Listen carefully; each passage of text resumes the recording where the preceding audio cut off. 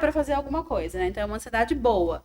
A ansiedade ruim é aquela ansiedade que ela te paralisa. Então eu começo a criar várias situações ruins e eu não chegaria até aqui. Então eu daria uma desculpa para não vir no podcast. Então essa é um sinal, é um alerta. E na terapia, o que acontece? Os problemas, os traumas de infância, eles estão recalcados por uma questão de fuga mesmo, de defesa, né? E quando a gente começa a entender que essa ansiedade é porque em algum momento houve gatilhos que tocaram nesse trauma que está lá no inconsciente, fica um pouco mais fácil. Então, a princípio, a gente precisa reconhecer essa emoção. De princípio, reconhecer a emoção. O que é a ansiedade, né? Tive um paciente que ele tinha ansiedade porque ele tinha que dormir 9 horas por noite. Onde estava escrito que eu tinha que dormir 9 horas por noite? No Google. A necessidade de A controle. ansiedade E ele veio... dormia 5 horas e ficava bem. Olha que curioso. Então, a ansiedade tipo assim, dele veio dele achar que tinha que dormir. Ele achar que tinha 9 que horas. dormir. Porque quando ele era criança, ele tinha que dormir. De fato, talvez ele tivesse. Mas ele foi crescendo, o organismo dele foi mudando. E ele ele tomava medicamento para dormir. Só que ele tomava medicamento, ficava ansioso, não dormia e era um ciclo vicioso. Até que a gente chegou, a gente não fala nada, quem elabora é o paciente, né? Que ele tinha que dormir, tipo, 6 horas por noite, ele dormia bem. Acabou, ele não toma mais medicamento. Matou a ansiedade. Matou a ansiedade. Então, óbvio, tem gente que tem realmente ansiedade, que chega ao transtorno do pânico, que são... o transtorno nada mais é do que várias crises de ansiedade, né? Então, uma ansiedade que você não consegue controlar né? mesmo. É uma ansiedade incapacitante. Que acontece em qualquer lugar, num restaurante, num show, no trabalho, em qualquer lugar, né? E ela pode durar aí de 15 a 30 minutos, essa crise. Só que o problema da ansiedade, que eu acho que é importante a gente falar, ela deixa a nossa atenção enviesada. Então, ela altera a realidade das coisas.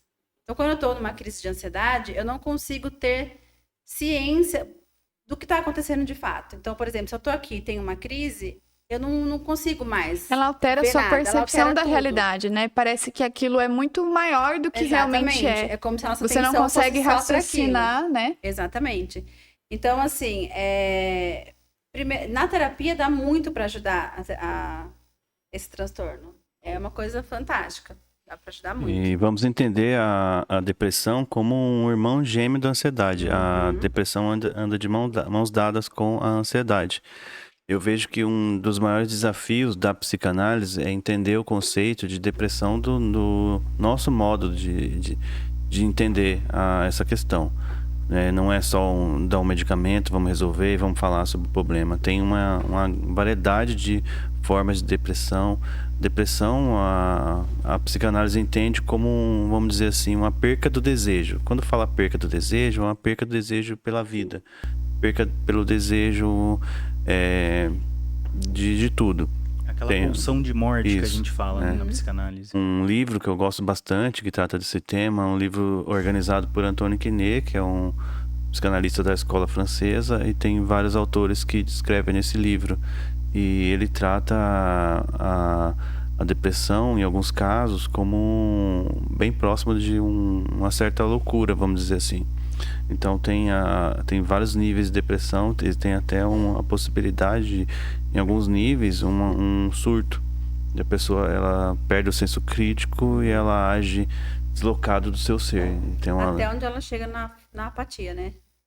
Também tem depois isso também. Ela sobe, ela tem depois ela desce. Daí ela fica totalmente apática, né? É um desafio muito grande reconduzir esse paciente ao seu desejo, porque, vamos dizer, ele está com o seu desejo extraviado, roubado, então ele perde o sentido da vida. Então, eu entendo que talvez o maior desafio da clínica psicanalítica é devolver o desejo a esse paciente. Veja se você acha que faz sentido. Eu percebo que muitas vezes esse extravio do desejo tem a ver com tentar seguir um padrão de felicidade, um padrão do que é certo, do que é bom para a vida, que tá aí na sociedade, que não é o seu. Então você tenta, né?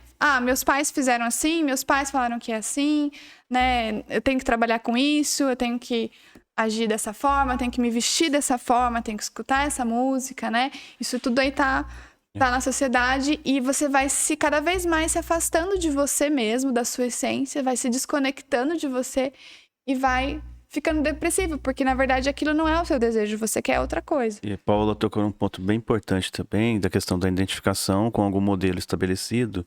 Porque uma das características, a psicanálise divide a depressão, uma das divisões chama-se de melancolia. A melancolia é quando um desejo que está personificado na figura de alguém, seja um pai, marido, uma esposa, esse desejo se perde por um luto. Um luto pode ser uma separação ou morte mesmo. Então a pessoa, ela vamos dizer que esse desejo também se extravia por uma perca do objeto amado. Então a terapia analítica, ela reconduz esse paciente ao seu eu, ao estudo do seu inconsciente para que devolva esse desejo. Ela que encontre outro objeto, né? Só falando em desejo, a gente falou sobre o que está recalcado no inconsciente. Uma das coisas da ansiedade é que quando esse recalque, esse trauma, ele vai subindo do inconsciente, vai vindo, e ele entra em contato com nossos desejos, nossas limitações, a gente tem que ter uma escolha. Automaticamente eu recalco de novo. Como fuga. Eu não quero escolher. Eu recalco de novo. Por isso que às vezes, durante o processo terapêutico, o paciente avança e depois ele volta. Quando ele está chegando num processo que ele tem que ter escolhas e elaborar, ele, como fuga, ele recalca de novo. Porque escolhas são sair da zona de conforto, né? Sim. Então, envolve uma energia. Você precisa disponibilizar uma energia aí para fazer essa escolha. E não sempre é confortável fazer isso, né? Então, quase nunca, na verdade. Quase nunca é confortável. Isso tá ligado muito também, né, ao padrão de repetição do ser humano, né? E eu acho até interessante, né? A gente entrou um pouco nesse tópico de depressão, né? E a gente tem um outro cenário ali, que é o chamado os esgotamentos, né? O esgotamento emocional, o esgotamento físico, né? O esgotamento psicológico, né? Que, para quem não sabe, é o famoso burnout, né? Então eu queria aproveitar, puxar esse gancho, né? Porque a gente tem aqui 2 pessoas no podcast, né? Eu sei que talvez seja um assunto um pouco sensível, mas se vocês se sentirem seguras de falar sobre, né? Eu acho que é interessante a gente trazer um pouco, porque eu acredito que muita gente vai se identificar com isso, né? E assim, hoje em dia, né, com o mundo corporativo do jeito que ele tá, eu acho que é uma das coisas que realmente ali afetam o ser e às vezes ele nem percebe, né? O sujeito, ele fica refém ali do seu mundo corporativo, refém das escolhas que ele mesmo fez, né? E eu queria que vocês falassem um pouco aí, a Paola, a Camila, quem quiser começar. Realmente o burnout, né, o esgotamento, ele é um mal do século, né? Porque a gente está imerso numa cultura de produtividade, né, de ser útil, de competição, né? Dentro do mundo corporativo a competição é grande, às vezes ela é até meio velada, na maioria das vezes ela é velada, mas ela existe, né? Eu tive um processo de burnout. Então, aí para quem está em casa, né, e falar, mas como eu identifico, né?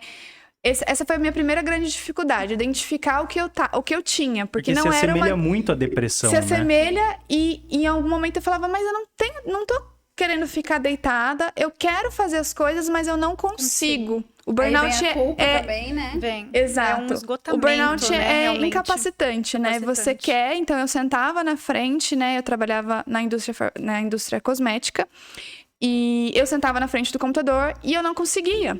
Mas eu queria, porque eu fui treinada para ter alto desempenho, né? Para ser uma diretora aí do mundo corporativo. Isso veio, né? Depois na terapia eu entendi que da onde que veio, né?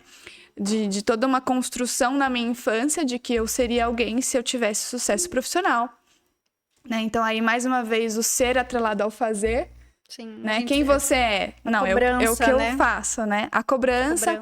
Então tentar suprir a expectativa, né, das pessoas da família. E aí eu criei essa necessidade de ter alto desempenho. Então, a cobrança vinha mais de mim mesmo do que necessariamente de chefes e tudo mais. E o que eu sentia era exatamente isso. Então, não conseguia trabalhar, tinha crises de choro muito fortes, uma sensação de ansiedade, né? Então, aí a ansiedade vem como um sintoma e não necessariamente como isolada, né? Ela fazia parte de um quadro muito maior. Já junta vários sintomas, né? Junta vários sintomas, então o peito, né, apertado, não conseguia respirar, tinha muita fadiga, muito cansaço e ao mesmo tempo não conseguia descansar, então o seu cérebro não desliga, né? E aí vem a culpa que a Paty comentou de eu não tô conseguindo fazer o que eu faço. Eu trabalho aqui, eu tenho um cargo excelente, eu tenho um salário excelente, eu não consigo mais fazer isso, né? Então, nesse momento, eu comecei a procurar ajuda, né? E como eu comentei, fui para medicação, para tratamento com psiquiatra. Entendi que não era só isso que ia me ajudar, né? Então, aí comecei na terapia. E na terapia a gente vai ressignificando. Da onde vem isso? Da onde vem a sua necessidade de ter um desempenho altíssimo? Né? Da onde vem essa necessidade de ter um cargo, de fazer mais que os outros, né? Isso tudo vem da infância, né? A gente vai construindo.